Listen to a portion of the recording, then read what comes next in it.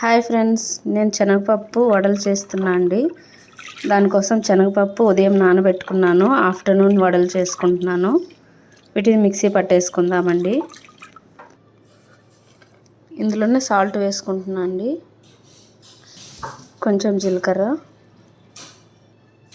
అన్ని ఆయిల్కి కొంచెం కొంచెం జీలకర్ర సాల్ట్ యాడ్ చేసుకొని మిక్సీ పట్టుకుంటానండి. ఈ విధంగా మిక్సీ పట్టుకోవాలండి, కచ్చపచ్చగా. మరి మెత్తగా ఏం పట్టొద్దు. ఇదిగోండి, అక్కడక్కడ పలుకుల్లా తగలాలి.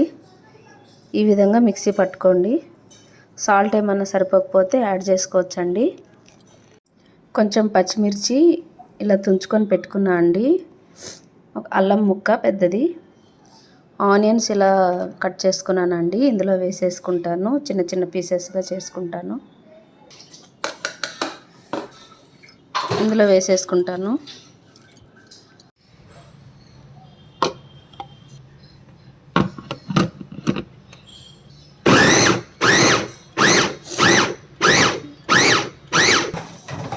ఇదిగోండి, ఈ విధంగా చేసుకోవాలి. తురుముకోవాలంటే చాలా టైం పడుతుంది. ఈ బ్లెండర్ సహాయంతో నేను ఇలా చేసుకున్నాను. ఇదిగోండి, ఇలా కలుపుకోవాలి. ఇందులో కొంచెం కొత్తిమీర, పుదీనా వేసుకుందామండి. కట్ చేసుకొని వేసేసుకుందాం.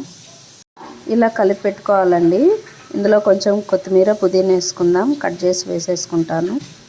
పుదీనా, కొత్తిమీర వేసుకొని కలుపుకున్నానండి.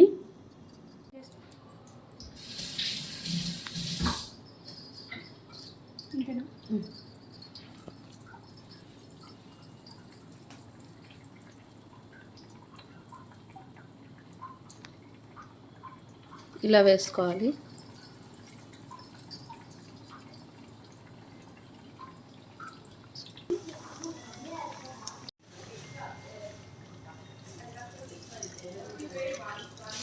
ఇదిగోండి, రెడీ అయిపోయి వడలు. ఏ పిండి వాడలేదండి, చాలా టేస్ట్గా ఉంటాయి ఈ విధంగా చేస్తే. ఒకసారి ఇలా ట్రై చేయండి ఫ్రెండ్స్. నా వీడియో కనుక నచ్చినట్టయితే లైక్ చేయండి, షేర్ చేయండి, సబ్స్క్రైబ్ చేయండి friends. Thank you friends. Bye friends. Taste అయితే సూపర్. పుదీనా చట్నీతో చాలా బాగుందండి, కరకరలాడుతూ.